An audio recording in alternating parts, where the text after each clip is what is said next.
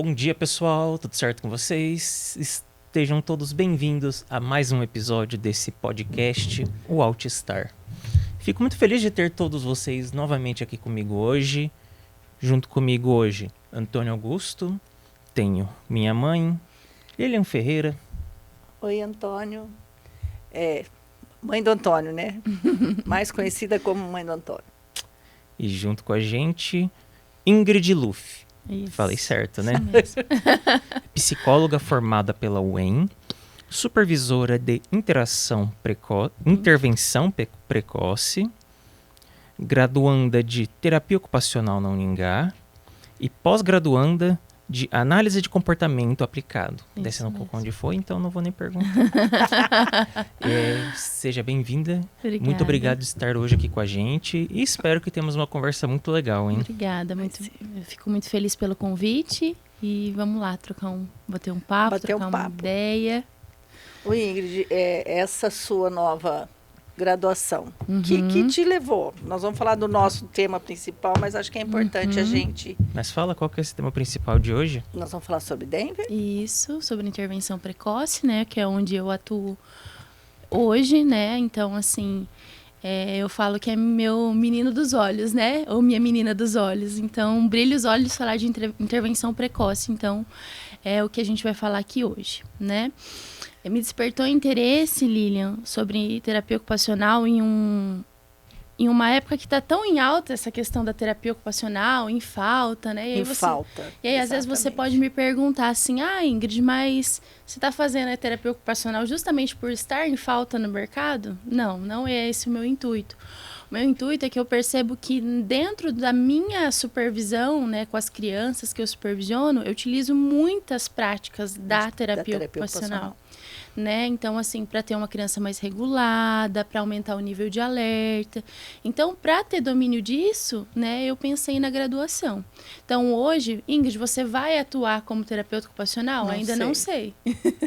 Né? Mas que vai agregar na minha profissão, né, no que eu faço hoje para entregar um melhor serviço para minhas crianças, isso eu tenho certeza. Então, mas é bem bacana isso, de você ver o crescimento, não é nem só da profissão, né, de terapeuta ocupacional, mas da busca pelo aperfeiçoamento. A mesma coisa, você falar assim, estou fazendo uma pós-graduação, estou me aperfeiçoando, estou fazendo um curso, mas assim, o quanto até uma nova graduação é importante para uma função que você já executa, né?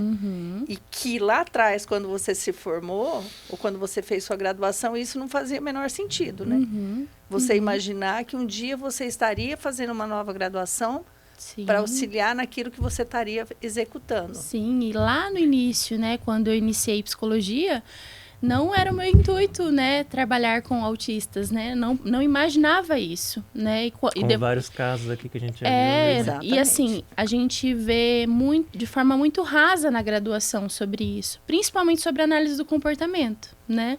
A gente depende, né, de cada universidade, vai para uma abordagem mais específica, mas a gente, de forma geral, a gente vê de uma forma muito rasa.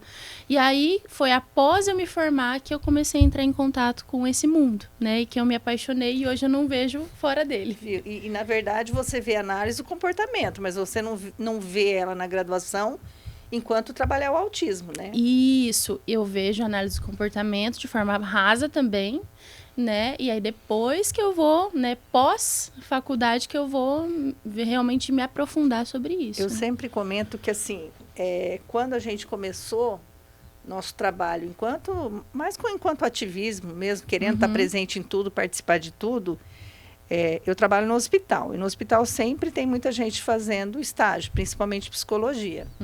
E eu abordava essas pessoas que estavam dentro do hospital para saber se elas tinham algum conhecimento, se na graduação estava falando sobre alguma coisa, e sempre escutei que não. E isso preocupa. Agora eu vejo que isso já está mudando. Que nem assim, como eu falei para você, que eu te apresentei a Fernanda lá fora. Isso já mudou. Tipo assim, os alunos já estão não estão tendo nem só o conhecimento didático, eles já estão... Na prática, eles já estão tendo contato com o autismo. Eu estou falando em outras graduações, estou falando em educação física. Mas hoje você já começa a ver que esse contexto já está dentro da graduação. Na minha graduação, eu tive 2 contatos com o autismo, né? O primeiro foi numa matéria de psicopatologia e aí abordou-se o tema autismo. E eu fui sorteada para, né, discutir sobre esse tema. E depois, um outro momento, no final da graduação, que daí eu tive um estágio em análise do comportamento aplicada na clínica, que daí eu consegui ter o estágio supervisionado atendendo uma criança autista, né? Então, assim, tive em 2 momentos, mas gostaria de ter tido muitas outras oportunidades, né? Porque a gente vê ali de forma muito teórica, né? Muito rasa, e quando a gente vai para a prática é um cenário totalmente diferente. E eu falo assim, que a verdade hoje, as pessoas que estão entrando na faculdade em terapia ocupacional, que seja, elas já entram, a grande maioria que está entrando já está no universo, né? Que nem assim, hoje, eu digo hoje mesmo, muitas mães, Sim. muitos profissionais de saúde que já têm outra graduação que nem você. Sim. Que isso vem para agregar. Uma mãe, quando faz, ela está fazendo pensando no filho. Então, assim, mas você vê que a pessoa já está buscando a profissão ou o estudo por conta dessa demanda. Sim, não é diferente de você entender que, não vou fazer terapia ocupacional e lá na frente eu vou descobrir o que eu vou fazer. Até na semana de conscientização, a gente trouxe uma terapeuta ocupacional de São Paulo, a Silvia Canal.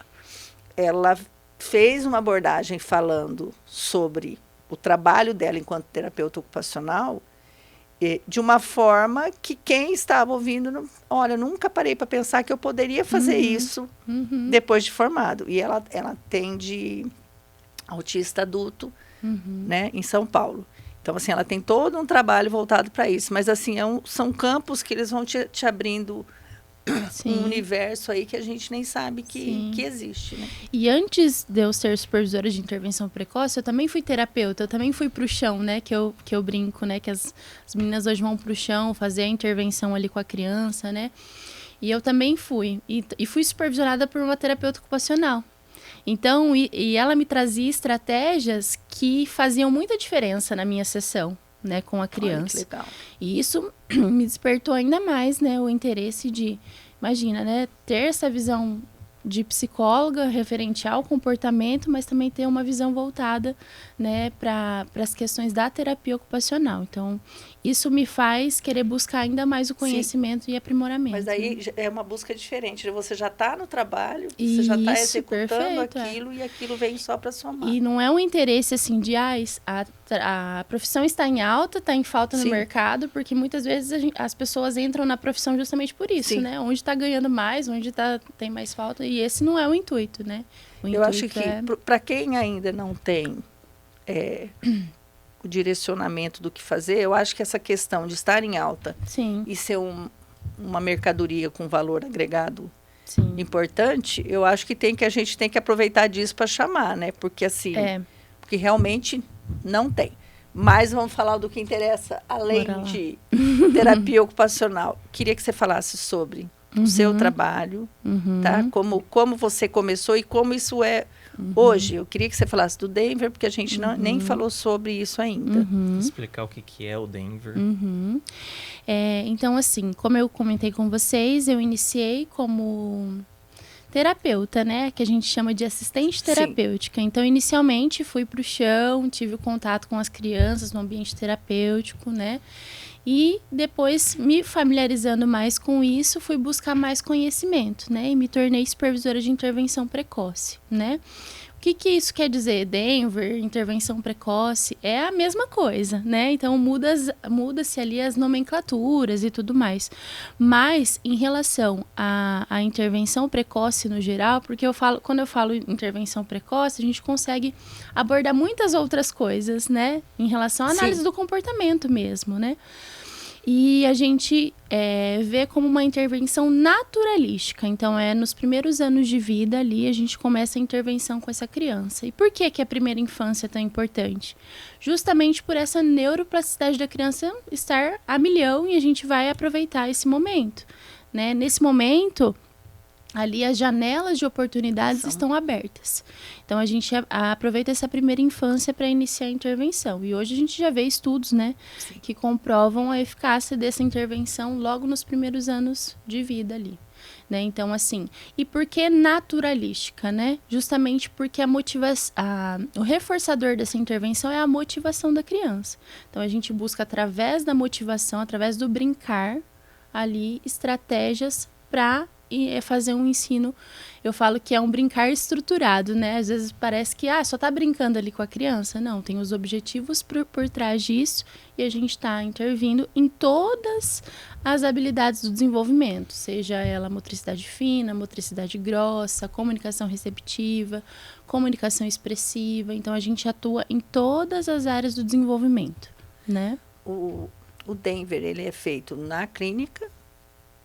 É só na clínica ou é feito em casa? Não necessariamente. A gente acontece nos dois ambientes. Nos dois ambientes. Nos dois ambientes. Existem práticas de clínicas que só fazem no ambiente clínico e existem práticas de clínicas que fazem no ambiente domiciliar. Não é obrigado ser um ou outro. Não necessariamente é obrigatório ser em um ambiente. É claro que o ambiente domiciliar é o ambiente mais natural possível, né? A criança já está ambientada ali com a casa, a gente consegue interagir entre os ambientes. Então, às vezes, vou ensinar uma rotina de vida diária ali numa AVD. Eu vou lá no banheiro da criança, onde ela escova os dentes. Então, eu consigo ter esse ambiente, né, mais natural, mas não necessariamente é regra, né? E qual que é a idade?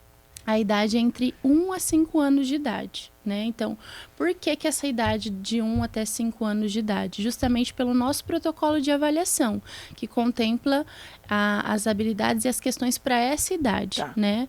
Então, assim, Ingrid, mas a criança completou os 5 anos de idade. O checklist, que é o protocolo de avaliação que a gente usa hoje, nos limita um pouco. Então, a partir dos 5 anos de idade, vai ser uma idade mais pré-escolar, que vai ter outras demandas aparecendo que eu não vou conseguir contemplar. Tanto é que, às vezes, tem crianças com comportamentos, né, agressivos desde a primeira infância ali, e às vezes eu me limito no checklist, aí eu tenho que buscar outro recurso da análise do comportamento para estar me auxiliando ali, né? Crianças de 3, 4 anos já se autoagredindo, agredindo os outros, né? Quando Então, você fala em se limita ao checklist, então, assim, a terapia, ela é baseada naquilo que está escrito ali. Vocês têm que seguir aquilo a risco. Não é uma coisa que você chega lá... Não, eu sei que eu tenho que fazer isso. Não, você tem metas. É um protocolo de avaliação. Você tem metas a ser... O Denver é a análise do comportamento aplicada. Então, é um braço da análise do comportamento aplicada, né? Então, é um modelo de intervenção advindo da análise do comportamento aplicada, que é a ciência, que tem comprovação científica. Então, quando eu falo ali da questão do checklist, é o protocolo avaliativo que eu utilizo dentro do Denver, que é dividido em 4 níveis de avaliação. E você vai passando. E aí eu vou avaliando. Às vezes a criança já tem 3 anos, mas ela ainda tem dificuldade em nível 1. Ainda tem lacunas do desenvolvimento no nível 1. E aí eu preciso trabalhar primeiro as lacunas para depois eu avançar, né? Então, por isso que a gente tem esse olhar de avaliar a criança, né? Eu faço essa avaliação presencialmente, eu faço questão de fazer essa avaliação presencialmente, em contato com a criança, porque às vezes a criança faz aquela habilidade com o pai e com a mãe. Chega a terapeuta, ela não faz. Ou vice-versa. Tá fazendo com a terapeuta, que é o mais comum que a gente vê fazer com a terapeuta e não fazer. Então, assim, quer dizer que essa criança ainda não generaliza, ou será que essa habilidade ainda não está totalmente adquirida? Vai bastante de criança para criança. Exatamente. Então, eu falo que cada criança é única. A gente tem que ver a particularidade daquela criança. E aí, a gente vai intervir através das lacunas ali do desenvolvimento, né? Viu? Mas daí a gente entra naquela questão. O comprometimento da família, nesse caso. Isso. É extremamente importante, né? Porque é aquilo que você falou, que se você faz, você consegue. E depois, na hora que está com a família, não... Porque a gente vê muita queixa, assim, né? Sim, eu sempre falo, né? Que o agente transformador é a família. Então, a gente vê a diferença dos casos. Vocês são a ferramenta, na verdade. Exatamente. Né? A gente vê a diferença dos casos que têm envolvimento da família e os que não têm. E a gente vê que tem o engajamento da família, tem muito mais desenvolvimento, né? E a gente precisa dessa continuidade, né? Porque eu falo que a terapia é um recorte do dia da criança. O restante do dia são os pais. É um recorte, é um momento Exatamente. diferenciado, na verdade. Então, assim, por isso que a minha supervisão também instrumentaliza esses pais, para que eles consigam dar conta depois de continuar estimulando. Quando eu digo estimulando, não é eles dominarem a técnica, não é isso que eu quero, isso eu quero com a terapeuta. É o básico, É o básico, né? Então, assim, uma oportunidade que você dá no dia a dia do seu filho já faz a diferença. Em vez de você entregar a banana direto lá na mão dele, pergunta qual você quer, pede para ele apontar, pede para ele, né, pedir o dar. Então, são simples questões que a gente pode incluir na rotina. A gente sabe também que a rotina dos pais é muito cansativa, é puxada, é a rotina de terapia, do trabalho. Mas, assim, a gente frisa muito esse tempo de qualidade, né, com os pais. Então, quando tá ali com o seu filho, para tá estimulando. Eu acho que, assim, é muito daquilo do exemplo, né? Porque, na verdade, os filhos se espelham em qualquer outra coisa, mas, assim, a gente educa, né? Nossa obrigação enquanto pais. Mas aí você vê assim, você quer a socialização, mas você não faz essa parte. Na sua família, você não tem essa questão social. Então, assim, como que eu posso cobrar que meu filho se socialize se eu também não forneço esse tipo de... Exatamente. E eu vejo, não é nem... Vou falar assim, até pelo meu marido. Eu estava comentando sobre isso essa semana. O pai não era uma pessoa, eu não o conheci, mas não era uma pessoa que gostava de socializar. Não gostava de festa, não gostava. Então, assim, como que você leva seu filho para uma festa se você não gosta? Exatamente. Né? E existe essa questão. Tipo assim, não vai falar nem que é culpa dos pais. Mas, às vezes, são pessoas que não gostam. E aí você vai cobrar essa socialização só na escola. Não, vou colocar na escola para socializar. E é bem isso, que nem quando o Antônio foi para a escola, com 3 aninhos, era para socializar. Quer dizer, só que esse foi um fator bem importante. Bem importante, porque assim, já tinha as demandas anteriores a isso, mas o fato de, até porque até 3 anos você não tem tanta chance da criança socializar com quem? Você vai bater na porta dos vizinhos. Então, a escola é esse fator importante. Mas aí você começa a perceber essa socialização que não existe. Né? Não por culpa dos outros, mas pela dificuldade de criar esses vínculos. E é justamente isso, né? Eu falo muito da terceirização do serviço, né? Então, assim, é terceirizar. A terapeuta vai fazer tudo. Sim. A escola vai fazer tudo. Tá, mas e vocês? Vão fazer o quê? Essa fala é muito importante, né? Então, de assim, terceirizar. É muito importante que eles tenham envolvimento e eles tenham engajamento. Porque se não tiver, a questão ali não flui. A gente precisa que eles sejam um modelo, né? Então, o primeiro suporte que a gente dá para a criança é um modelo. E eles têm que ser um modelo, né? É quando eu falo, às vezes, da questão até da alimentação, né? Da seletividade alimentar e tudo mais. Aí a gente fala, olha, vocês têm o hábito, né, de sentar à mesa, comer os alimentos ali. Ah, não, cada um come no seu canto, na frente da TV, eu não como, eu só como batata frita. E assim, é justamente isso, né? A criança vai ser o modelo daquele hábito, daquela rotina que se oferece familiar. Também, né? Exatamente. Então, assim, até essa questão da socialização, aí o pai e a mãe ficam às vezes muito bravos. Ah, mas a escola não está fazendo isso. Ah, mas na terapia não está fazendo isso. Tá, mas e vocês em casa, né? Fazer e no a parte tempo de qualidade, vocês estão levando ele num parquinho? Ah, a gente não tá tendo tempo e tudo mais. Eu entendo, mas é importante que a gente tire, né, esse tempo precioso, que hoje tempo é preciosidade para nós, né? Tempo é luxo. Então, assim, que tire esse tempo para realmente levar num pula-pula, num parquinho. Porque esses dias eu ouvi um relato de que a criança nunca tinha tido contato com pula-pula, com um parquinho. Uma criança de 3 anos. Nossa. Né? Então, assim, a gente precisa que eles estimulem. E a gente tem que contar que a gente viveu uma pandemia, né, gente? Onde essas crianças ficaram em casa.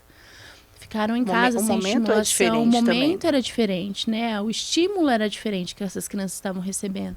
Então, a gente precisa, sim, ter o engajamento desses pais, né? O Antônio não pode ver um pula-pula. Que ele quer ir. Eu gosto de pula-pula, fazer o quê? Ele espera as crianças sair. Exatamente. E sobe. Fiz isso uma vez, mãe. E não, foi pra aparecer na foto, viu? Ainda, só pra isso. Nos outros você foi e as crianças junto, né?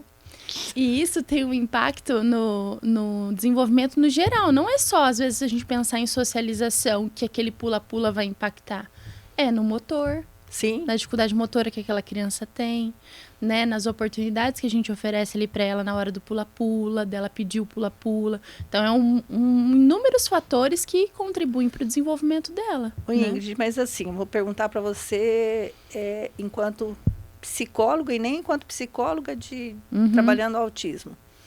O que você acha? Qual que é a sua opinião com relação assim? Como que esses pais se sentem para a gente ver essa terceirização e para a gente ver... não vou falar na grande maioria, porque a gente sabe que tem muitos pais que são muito envolvidos, muito engajados, mas a gente sabe que tem muitos que não. Né? Quando você vai capacitar, você quer dar um treinamento, você quer trazer eles para discutir. Discutir, que eu digo, não é falar sobre o caso deles, mas falar com outras pessoas. O que está por trás disso de não querer fazer parte desse universo, eu digo até de clínica? Eu acho que eles se isentam um pouco da responsabilidade, né? Então, vamos supor, já está na terapia, já coloquei na terapia, já está na escola, já está fazendo tudo o que precisa fazer. E se isentam um pouco da responsabilidade, porque daí é muito mais fácil eu colocar, né? Não está fazendo diferença porque às vezes a terapia não está funcionando. Aqueles pais que não deveriam ter sido pais. Exatamente, né? Então eles se isentam da responsabilidade de pais. Eu não tô igual eu falei, não cobro deles a técnica. Sim. A técnica, a terapeuta que tem que dominar, lógico, a escola que tem que dominar, né? Mas é a responsabilidade quanto pais. E eles sempre colocam uma desculpa. É muito corrido, não tenho tempo, né? Até, às vezes, as questões que a gente promove para esses pais estarem participando, porque eu falo assim, às vezes, trazer uma pessoa de fora para falar é diferente daquela que está dentro do caso, né? Porque eu sempre trago eles para conversar, para dar devolutiva, mas a gente também sempre, às vezes, traz uma pessoa de fora para estar conversando sobre o tema. E eu percebo a falta de engajamento mesmo. Você sabe que, assim... A Semana de Conscientização do Autismo, ela acontece há uns 6, 7 anos. Mais ou menos isso. E o que a gente percebe? Porque, assim, você tem muita informação pela rede social, você pesquisa aquilo que você quer e, às vezes, você se acha o dono da razão. Detentor do saber, né? Sem, de fato, ter estudado. Porque nem tudo que você vai ler é fato, né? E, ao longo dos anos, o que a gente foi percebendo? É que a gente não tinha adesão de famílias nas palestras. Então, assim, você investia, não era investia nem só recurso financeiro, mas você investia todo uma demanda de uma realização. É aquilo que eu falei, você tentando trazer eles para ouvir uma pessoa falar sobre. E você sabe que quando eu comecei a assistir as palestras, eu comecei a ver muita coisa do Antônio que aconteceu na infância, que eu observei enquanto mãe, e que se naquela época já existisse o critério diagnóstico, ele teria sido diagnosticado lá atrás. Mas assistindo palestra. Tipo assim, uma fala do sono, que para mim não era uma questão que talvez eu entendesse, então ele não dormia por conta disso, eu fui descobrir depois. Mas tudo bem, mas eu acho que é grandioso você fornecer um serviço que, na verdade, é de graça e você está ali para escutar. Não, mas eu já sei tudo. Não, eu não sei, eu aprendo todo dia. Todo dia. E hoje a gente tem muita facilidade das redes sociais, né? Então, joga lá na rede social, eu já sigo fulano e já estou sabendo tudo, já estou sabendo né? tudo, e na verdade... Não, né? Então, sempre tem algo a agregar. E aí a gente teve que mudar o nosso conceito de como organizar essa semana. Sim. Então, assim, esse ano a gente fez a semana voltada para... Porque, assim, eu sempre penso que conscientização é você falar sobre para quem não conhece, primeiro. Né? Você estar em espaços que ninguém sabe o que é para você falar e a pessoa entender o que é autismo. Não adianta que você não vai conscientizar pais sobre autismo, eles já sabem. Sim. Mas o que a gente fez? Foi tentar falar com as pessoas das universidades, as palestras foi mais voltadas para profissionais do que para familiares. É lógico que teve os momentos de piquenique, outras coisas, cinema, que eram para pais e filhos. Mas na parte de fala, a gente já pensou em outro público. Porque senão a gente não tem adesão E quer dizer, veio um profissional de fora para falar e chega aqui e não tem ninguém para assistir. O ano passado teve palestras a gente convidou o médico, o especialista para vir falar e tinha 15 pessoas assistindo. Que provavelmente desses 15, 5 eram pais, se fosse. E sempre tem a adesão dos mesmos, né? Sempre, sempre. Os que vão, eles sempre vão. É aqueles que vão. Então, assim, é triste, porque a gente tá ali querendo o engajamento deles, que a gente sabe que vai fazer diferença. Claro que faz. Né? E, assim, é monstruosa a diferença que a gente vê, né, dos pais que engajados e os pais que não são engajados. Mas, assim, eu percebo também que é uma mudança de cultura. Então, aos pouquinhos, a gente tem que ir também, né, ajudando eles a mudar esse hábito de participação. Eles não né? vão se tocar sozinhos. É que a gente não pode pensar assim, até a questão social. Nem todo mundo tem acesso, nem todo mundo pode sair de casa para ir. Né? Nem todo mundo vai conseguir. Nem todo mundo tem uma rede de apoio que às vezes vai conseguir deixar o filho. Exatamente. Né? Eu falo assim, essa questão de rede de apoio, para mim, eu acho que é a fala mais importante. Porque você precisa criar rede de apoio. Rede de apoio nunca necessariamente vai ser a sua família. Né? E essa rede de apoio não é só alguém para cuidar do seu filho quando você não pode. É uma rede de apoio para a vida, para tudo. Na universidade, na parte de terapias, é o que você vai levar. E essa rede de apoio sempre vai servir para outras pessoas também. E faz a diferença. Porque que nem assim, a minha rede de apoio hoje, ela é muito mais funcional para outras pessoas do que propriamente o Antônio acaba fazendo parte de tudo porque ele está aqui. Ele faz parte da rede de apoio, então todo mundo conhece. Só que sim, a gente vai criando essa rede ao longo dessa...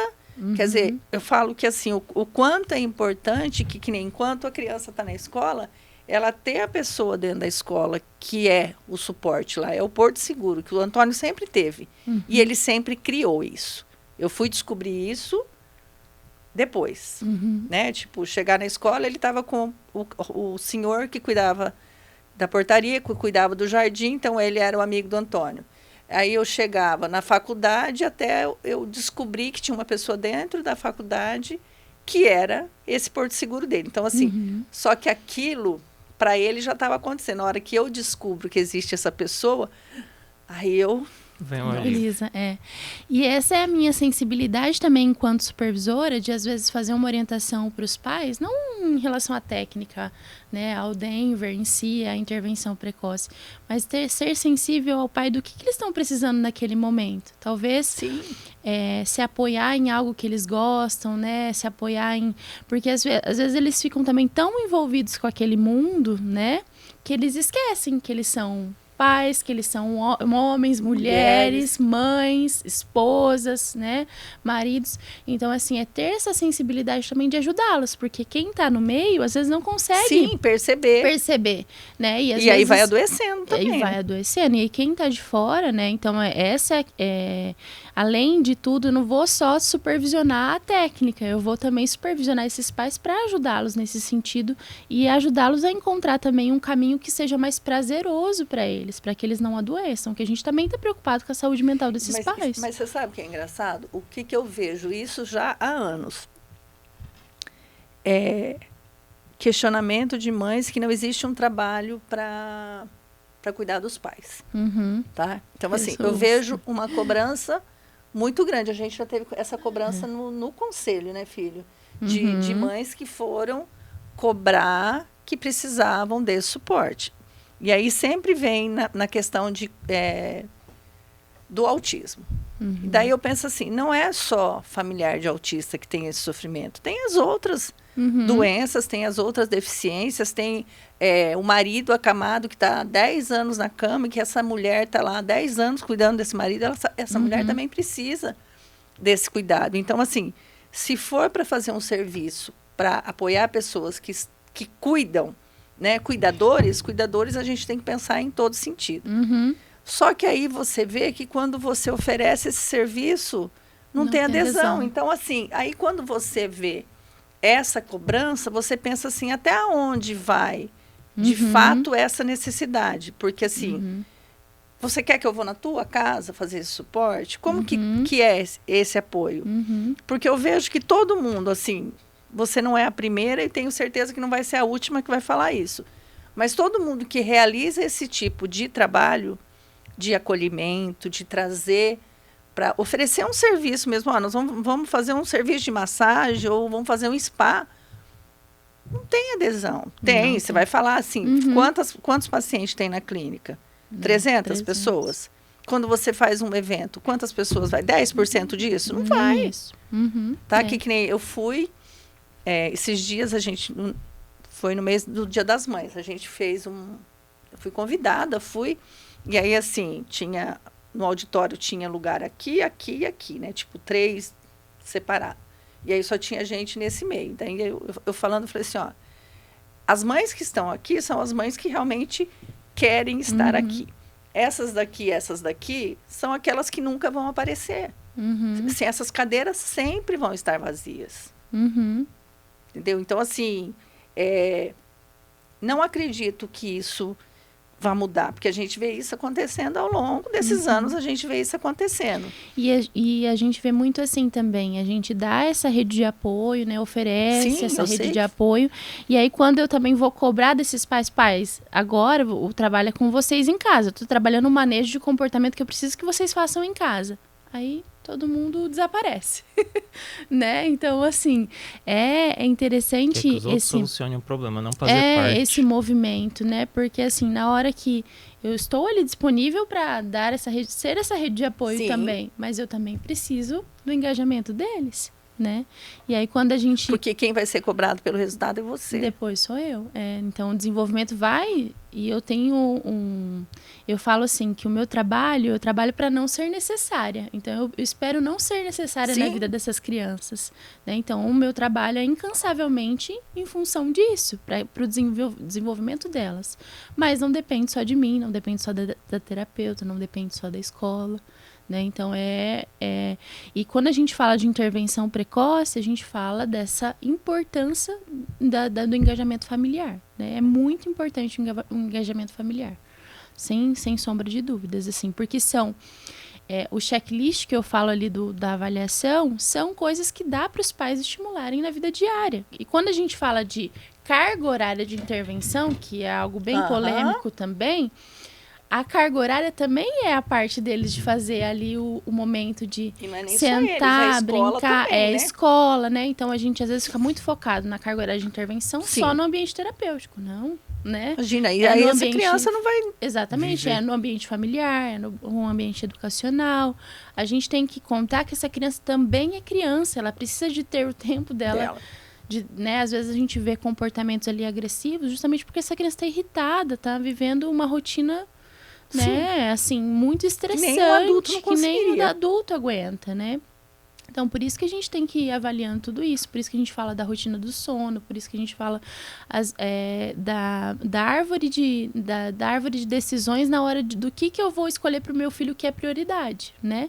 Então, assim, o que é prioridade para ele nesse momento? Eu também não vou encher de terapias, né? 1 milhão de terapias que eu acho que vai fazer a diferença para o meu filho, sendo que ele não vai dar conta da rotina e ele não vai render em nenhuma delas, né? Você acha que nem quando um pai que descobre, tem um diagnóstico e ele começa a terapia, ele acredita que existe a cura, né? Eu ainda ouço, assim, de alguns pais, filho, mas você vai curar, né? Você vai curar.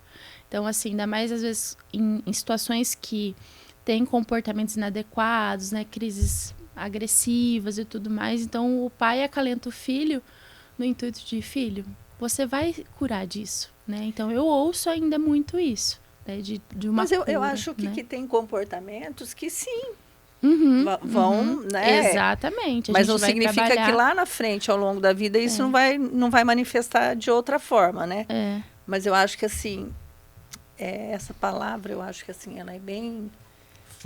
Para tudo quanto é doença, eu acho que a palavra cura é a palavra mais importante. Agora, com relação ao autismo, eu acho que a primeira coisa que a gente tem que aceitar que não existe. Exatamente. Eu acho que assim, você tem que aceitar a evolução, porque eu acho que assim, isso é um fato, não está só escrito. A gente vê isso, quantas crianças começaram a ser estimuladas precocemente, que vão ter uma vida normal, né? Vão caminhar com esse diagnóstico.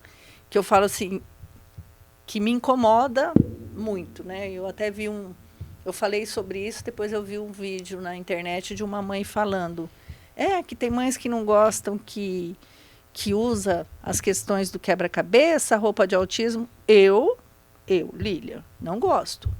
Eu, Lília, tenho um filho com 29 anos e eu sei o quanto esses rótulos são prejudiciais. Muito. Sim.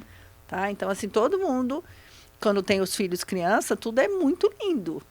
Para mim, isso é... Você romantiza. Não, mas aí todo mundo sabe que meu filho é autista. Nem todo mundo vai te abraçar e passar a mão na tua cabeça porque teu filho está vestido de autista. Tá? Primeiro que ele já é autista, você não precisa... Você já existe uma identificação, pronto. Não precisa de bolsinha, de nada disso. Mas é bonito e eu acho que é comércio. Para mim, não tem outra... Ninguém vai te tratar melhor por conta disso. Só que, assim, você cria um rótulo que nem uma criança, que vai se desenvolver super bem. Ela não tem que carregar esse diagnóstico. Eu digo, não é carregar... O diagnóstico está ali, existe, você tem um papel, você tem um laudo guardadinho. Você não vai precisar, ao longo da sua vida, usar esse diagnóstico para tudo que vai fazer. Exatamente. Tá? Tanto é que dentro da intervenção, eu deixo o laudo de lado. Eu estou pensando nele Na pessoa. Como criança e o que ele precisa desenvolver. Então, o laudo é só um papel para mim, né? Sim. Então, assim, é nesse sentido que a gente vai caminhar para autonomia, né? Para que essa terapeuta também não seja necessária na vida dele, né? Não vai ser o tempo todo. Então, a gente caminhar realmente para o desenvolvimento. E a gente percebe que os pais, quando recebem o diagnóstico, vivem essa fase do luto, né? Começam ali com a negação até chegar numa aceitação. É um processo difícil.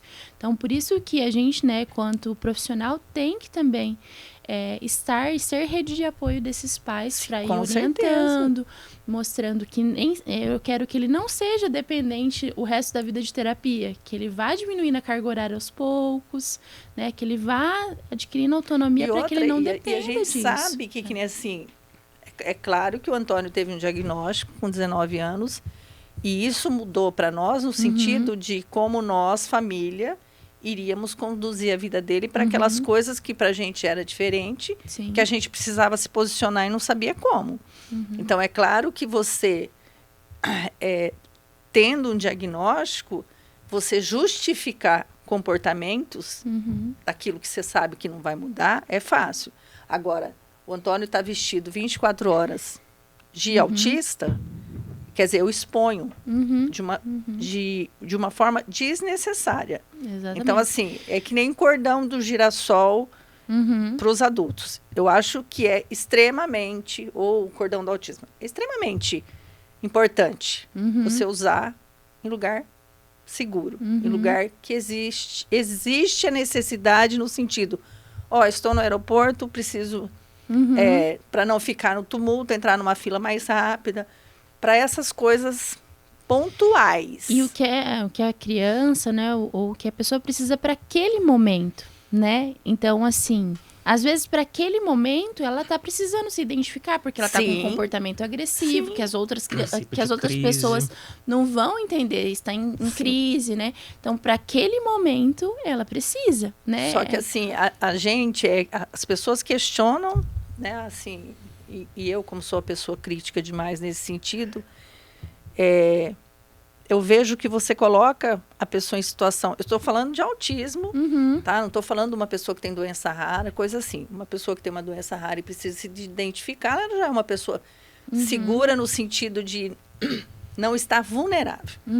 Agora, um autista tá. Né? Se eu coloco o Antônio trabalhando, coloco o cordão no girassol nele, falo assim, filho, você vai trabalhar de ônibus, ele vai de ônibus, e você se identifica. No ônibus não anda só gente boa, na rua não anda só gente boa, né? Tem eu lá, né? De não bom. Então, assim, você está sendo identificado. Exatamente. Tanto para os outros te tratarem diferenciado, como para você ser uma vítima fácil de um golpe do bilhete, ou de um abuso, de um monte de coisa. Então, assim, por isso que eu falo que a exposição, né? Em algum momento, ela pode ser prejudicial, sim. Eu acho que a gente tem que, assim, é ter critérios para fazer o uso. Que nem assim, o Antônio trabalha, ele só usa naquilo que é preciso ele usar. Ele está lá fazendo o cartão do autismo num evento, ele está lá identificado. Para as pessoas saberem. Naquele momento é importante que as pessoas saibam que ele é autista. Olha, meu filho um dia pode estar sentado no mesmo lugar que ele, fazendo o mesmo trabalho que ele. É importante. Agora, o Antônio está fazendo mestrado na UEM à noite. Aí o Antônio sai da UEM à noite, que é escuro, e sai andando pela UEM com um cordão identificando ele. Você acha que é só gente boa que vai encontrar ele e falar assim, Antônio, você precisa de uma ajuda? Não. E também o diagnóstico, né, não pode ser como que eu vou dizer assim, por exemplo, porque ele é autista, a justificativa. Sim. Às vezes, aquele comportamento inadequado é justamente de criança mesmo, né? Qualquer criança típica vai ter aquele comportamento, é birra. E às vezes não é nem só isso, mas uma questão de controle sobre o teu filho. Isso, exatamente. Eu entro numa loja com meu filho autista e meu filho vai, mexe, derruba, quebra e alguém vem e fala para você, olha, não pode mexer. Não, mas meu filho é autista. Exatamente. Usa como desculpa. Tá, então assim, esses dias no hospital aconteceu de chegar uma família que tinha um horário agendado numa consulta médica. E no hospital tem o totem de senha, preferencial, normal e acima de 80 anos. A pessoa não aceitou pegar a senha preferencial, ela queria prioridade. No entendimento daquela pessoa, o filho dela tinha que ser atendido na frente de todo mundo. Então, assim, até isso, eu acho que as pessoas, quando falam em prioridade, as pessoas não mostram o que é prioridade. Quando você é prioridade, você não é prioridade da prioridade. Você só é prioridade. Então, você tem que se encaixar nisso. Tem outras pessoas também que são prioridade. E outra, eu acho que assim, o símbolo do autismo nas placas, eles servem hoje para as pessoas entenderem que o autista também é uma pessoa com deficiência. Porque assim, se todo mundo soubesse, né, se não fosse uma coisa de 2012 para cá, se todo mundo soubesse que autista está enquadrado como pessoa com deficiência, bastava a plaquinha de pessoa com deficiência e ponto. Não é? Você não tinha que ter esse enfrentamento, mas existe isso porque a sociedade... Exato. Né? Então, assim, é como se hoje a gente estivesse educando para as pessoas entenderem o que é aquilo. É que nem a vaga de estacionamento, tá? Para autista. Que nem você chega no supermercado, tem lá 50 vagas de estacionamento para pessoa com deficiência e tem uma vaga bonita, pintada com um laço do autismo. Para mim não faz sentido. Porque assim, aquilo significa que o autista tem uma vaga para estacionar, mas existem 50 vagas para pessoa com deficiência. Então assim, para que precisa daquela vaga? Eu tenho 50 vagas para estacionar, não preciso estacionar naquela. Entendeu? Sim. Então assim, mas... Você precisa identificar em algum momento. Então, assim, só que para mim isso tudo é marketing. Tá? Eu acho bonito por isso. Entendo que o supermercado, o shopping, ele tem essa visão de que autista é pessoa com deficiência, vou criar uma vaga para ela. Tá? Daí chega lá 10 famílias de autista, não tem vaga para autista. Mas tem 50 vagas vazias. É bem isso que a gente vê, né? E é esse cuidado que a gente tem que ter, porque tudo parece que vira comércio, né? Sim. A camiseta que usa, né? O cordão que usa, a bolsinha tudo, a bolsa, que usa, tudo vira comércio, né? E a gente perde a sensibilidade disso, né? E aí, esse cuidado que a gente também tem que ter nas terapias, né? Não pode virar um comércio de terapias. Não pode. Né? De oferecer... eu tenho uma clínica, então você precisa de todas essas terapias. Não. Opa, vamos ver essa criança, qual que é a necessidade dela. Né? Não é só porque eu tenho todos os serviços para oferecer que eu vou oferecer todos. E você já pensou que nem você oferece todo o serviço, um não vai acompanhar o outro e isso não vai dar resultado. Exatamente. Essa criança vai ficar sobrecarregada. Exatamente. Né? Então, quer dizer, o objetivo acaba se perdendo. Exatamente. Os dois. Tanto do comércio... Porque você não vai dar um resultado favorável, e tanto da família que Uhum. não vai ser atendida naquilo que ela buscou. Exatamente. E a gente tem que, não só como profissional, né? A gente tem que ter essa sensibilidade como pessoa mesmo, de que aquela criança está precisando naquele momento, o que aquela família está precisando naquele momento, né? E isso também, a intervenção precoce diz muito sobre, né? A terapeuta, quando está lá com a criança, ela tem que também ter essa sensibilidade à criança. Por exemplo, às vezes ela não está motivada para fazer aquela atividade agora. Então vamos para uma outra para aumentar essa motivação e aí trazer ela de volta, né? Então, assim, a gente tem que tomar cuidado para que isso tudo não vire um comércio. Dá um exemplo para mim de quais são o que nem esse checklist, quando você começa a atender uma criança com 1 aninho de idade. Certo. Então, o que é esperado que ela faça com 1 ano de idade? Existe os marcos do desenvolvimento. Então, o que eu espero que ela faça com 1 ano de idade? Eu espero que ela faça, já esteja apontando, já esteja solicitando dar, né? Já esteja, por exemplo, tendo algumas habilidades motoras, né? Ali iniciando a andar, desviando dos objetos, né? Então, eu penso em algumas habilidades para que ela esteja fazendo em relação aos marcos do desenvolvimento. E aí, quando realmente vem a questão de que, alguma coisa ali está atrasada, eu acendo alerta e já vou buscar o profissional para que eu entre com essa intervenção. E vamos supor, entra a hipótese diagnóstica ali do TEA. E aí eu tenho esse checklist que ele contempla o nível 1, todas as habilidades esperadas para que ele tenha até dentro de 1 ano de idade, até os 2 anos. E aí eu vou fazer o meu checklist, vou fazer essa testagem, digamos assim, vou testar se ela faz ou não. E aí, por isso que eu tenho esse parâmetro, se ela está fazendo comigo, se ela está fazendo com os pais. Dou também esse checklist para os pais também preencherem, porque às vezes está fazendo comigo e não faz com os pais ainda. Então, quer dizer que ainda não está consolidada essa habilidade, né? Eu espero que ela esteja fazendo em 80% das vezes aquela habilidade. Então, daí eu vou fazer essa testagem, vou também averiguar com a terapeuta se ela está fazendo, e aí eu vou desenvolver um plano de intervenção para ela, né? Então, assim, a gente entende que o nível 1 são objetivos pilares. Então, se eu não consolidar os objetivos pilares, depois não vou conseguir avançar. Então, eu preciso consolidar esses objetivos pilares para eu ir avançando gradativamente, né? Então, assim, eu sempre falo muito desse marco do desenvolvimento, que é esperado para que a criança faça com 1 ano, com 2 anos, com 3 anos. E aí, se essa criança não está fazendo, esses pais têm que buscar um profissional ali para estar tendo esse olhar clínico do comportamento, né? Enfim, para que a gente comece as intervenções. Até porque eu acho que a gente, que nem para um pai, para os pais que tem o primeiro filho, tem muita coisa que a gente não sabe observar, né? Até porque a gente tem essa questão familiar de cada um no seu tempo, né? Que hoje a gente entende que isso é fora do contexto, mas a gente entende que tem muita coisa que você não observa, né? Que nem assim, o Antônio andou com 8 meses. Eu sabia que não era normal andar com aquela idade, mas andou com 8 meses. Falou depois de 1 ano. Mas, assim, essa questão do... Claro que eu não tinha a menor noção do dar, do pedir, essas coisas você não tem. Então, assim, quando eu fui questionada 19 anos depois, como que você vai se lembrar de coisas que até então não tinha importância nenhuma para você? E até a questão de pular etapas, né? Meu filho não engatinhou e já andou direto. Opa! Pera lá, engatinhou. Fazia parte do desenvolvimento o processo de engatinhar, né?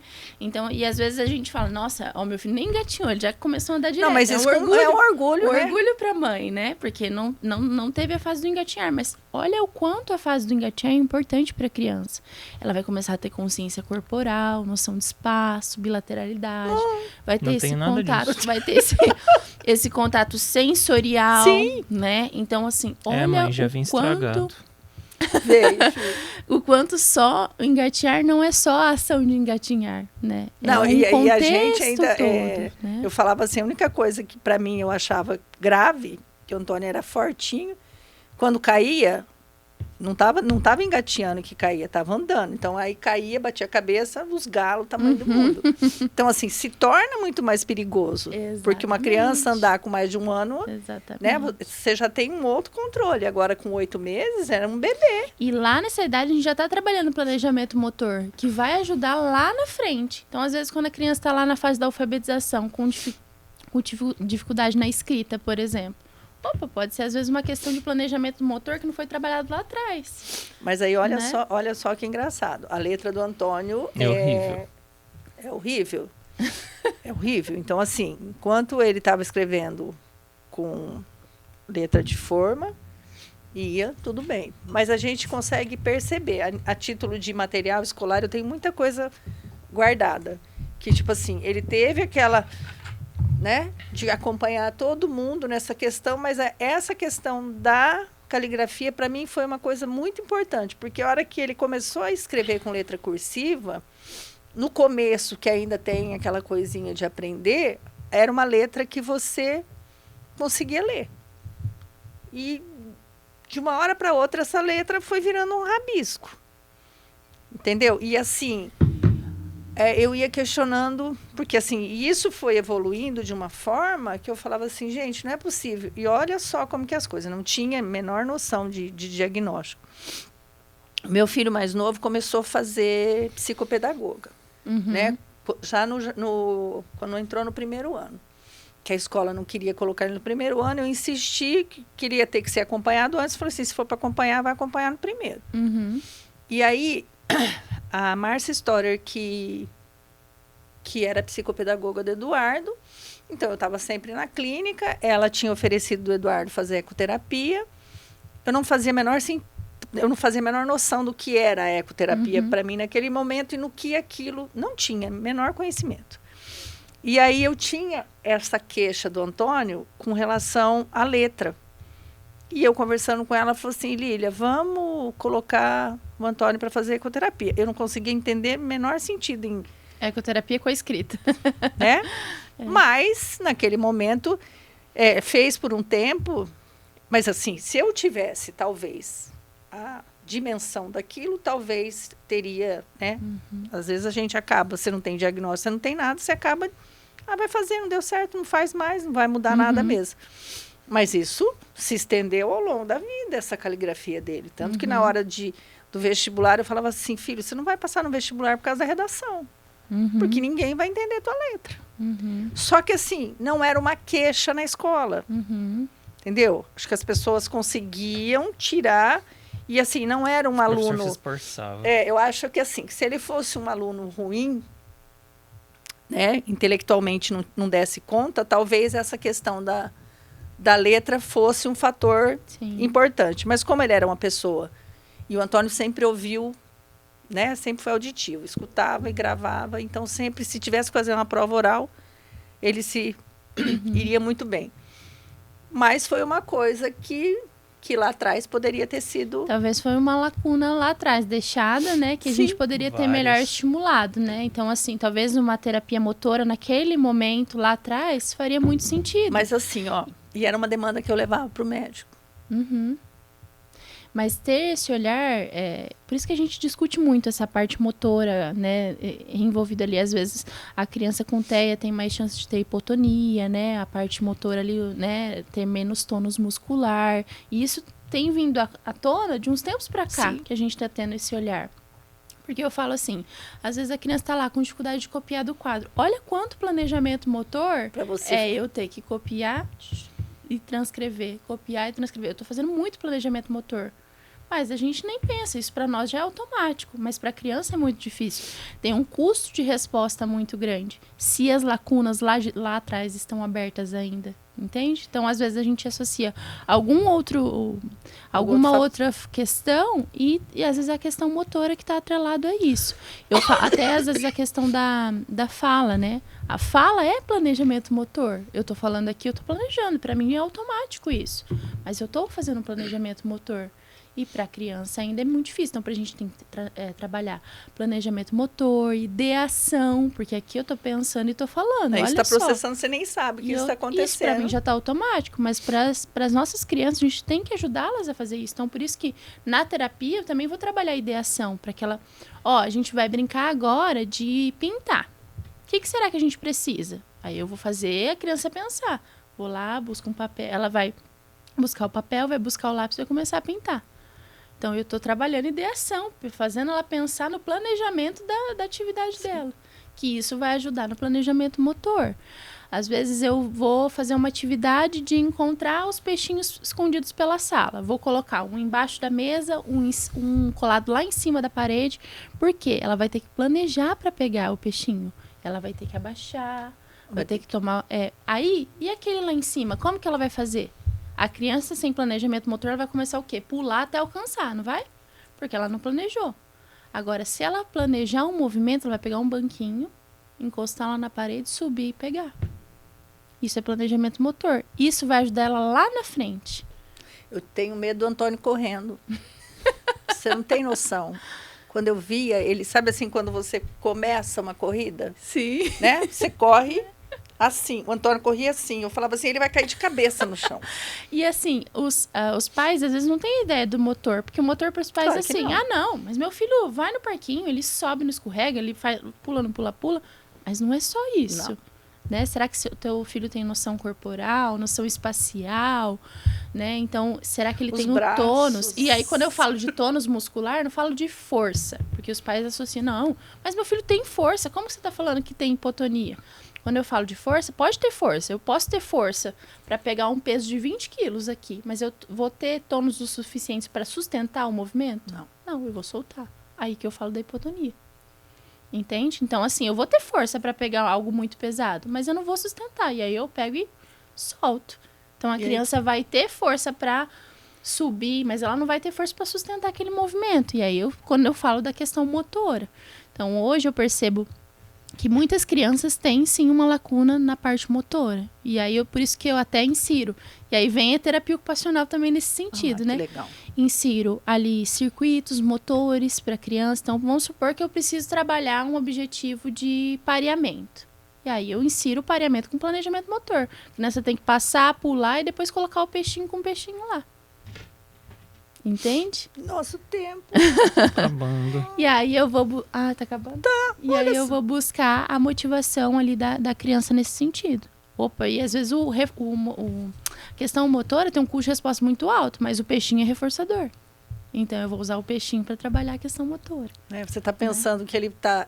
a preocupação é ele visualizar o peixe só, e na verdade não é, né? Exatamente. Então, assim, tudo isso a gente vai pensando na intervenção precoce. Então, todo esse meu olhar é muito importante para os próximos passos da vida dessa criança. Então, mais um dia de aprendizado, né, Antônio? Sim. Vou até te fazer uma pergunta. Claro. Temos muito ainda o que conversar? Porque daí a gente pode marcar para ter uma nova conversa no futuro. Eu acho que pode ter, podemos, né? Episódio 2. Episódio 2, aí você Parte pode 2. trazer para a gente apresentar. Vamos fazer assim. Perfeito. O que eu ia falar para você? Posso falar, filho? Fala, mãe. Você tem um prazer de falar da rede de apoio? Diga. Não. Já acabou? Não, ainda não acabou. Não, nós temos... todo mundo que vem aqui, a gente fala que é mais uma pessoa que está entrando na nossa rede de apoio. Então, no episódio 2, a gente não vai falar mais isso. Uhum. Mas são pessoas que fazem parte. E, assim, do mesmo jeito que eu falo para você que você faz parte da minha rede de apoio, nós também fazemos parte da sua. Então, assim, aquela pessoinha que chegar para você que você não que você não dá conta de atendimento, mas que você precisa de ajuda em uma outra coisa, você tem uma pessoa para você entrar em contato. A gente está à disposição. E a gente acaba mediando algumas coisas e eu acho que é importante. E a gente precisa disso, né? Porque, igual eu falo, às vezes no meu escopo que eu tô, na realidade que eu estou hoje, não é possível. E aí eu preciso né, da rede fora de apoio. E eu falo que nem a Uningá é uma parceira nossa com relação a isso também. Os profissionais daqui têm acolhido bastante demanda. Eu acho que, assim, eles estão acabando... tirando um pouco do sufoco do SUS e estão fazendo esse atendimento, que eu acho isso grandioso, Uhum. porque tem pessoas ali que estão aprendendo, tem pessoas que estão dando suporte. Uhum. Então, eu acho que é a oportunidade de eu agradecer ao Uningá o fato da gente estar aqui, o fato de você estar aqui Sim. também, que também é uma aluna da Uningá. Então, o Antônio hoje não pediu, mas, por favor, curtam, compartilhem, Se inscrevam. se inscrevam no Passem para canal. todos seus amigos e inimigos e desconhecidos. Se quiserem, passem na rua, aparece. Toda pessoa que aparecer na sua frente vai falando do Dá um nosso like, canal. dá um like. Dá like, eu Assistam, acho que é mas importante. ainda, além do like, é assistir e aprender junto com a gente. O objetivo de tudo isso aqui é o aprendizado. Sim. Para nós, porque eu acho que sim, para a gente falar, a gente tem que ter conhecimento. Uhum. Você sabe disso, porque ela foi dar aula da pós-graduação. Lília, você está aqui? Eu falei assim, falou em autismo, eu não estiver no meio. Mas eu acho que Sim. isso é minha busca. Uhum. Se eu tenho oportunidade de Sim. fazer, vou fazer. Sim. Quanto mais eu puder estudar e quanto mais... E não é estudar para aplicar. Eu falo sobre, então eu acho importante falar sobre, mas tendo conhecimento do que eu estou falando. E é importante de ter esses momentos, né? Igual eu falei, às vezes o pai vai buscar justamente nas redes sociais. Sim. Então é lá que ele vai também buscar Sim. esse conhecimento, que é a forma que ele consegue nesse momento. Talvez ele não consiga ser um pai ativo, né, presencialmente, mas ele vai ser um pai ativo na busca do conhecimento nas redes sociais. Então, né? mas que nem o podcast, ele dá essa oportunidade no sentido que nós somos só os mediadores, no sentido de eu trago uma demanda, mas quem está falando para mim é o profissional. É. A Lília está falando isso. Não, não é a Lília. Eu jogo, Uhum. né? Aquilo, às vezes você vai falar, não, Lília, você está errada. E eu preciso saber que eu estou errado também. Mas eu queria agradecer grandemente Muito obrigado o primeiro por estar junto com a episódio. gente. Primeiro episódio, Com a é. gente. A gente vai falando, né? E Com certeza. Muito é obrigada. Mas, muita coisa gente, para falar. Sim. Não, pode terminar de falar. Não, eu agradeço a oportunidade, né? Igual eu falei. Eu tô plantando a sementinha, né? Sim. Então, onde eu passo, eu tento plantar uma exatamente. sementinha e vocês também, no papel de o vocês. objetivo é esse. Então, a gente espera que um dia a gente tenha uma colheita aí de muitas Isso, flores. pais, Com certeza. assistam, é importante. Gente, muito obrigado novamente por estarem aqui junto com a gente. Um agradecimento especial também para a Secretaria da Pessoa com Deficiência, que me permite estar aqui hoje junto com vocês, e por todo o trabalho que ela faz pela pessoa com deficiência no município de Maringá. Pessoal, obrigada. um bom dia a todos e desejo a todos uma excelente semana. Tchau, tchau. Até a próxima.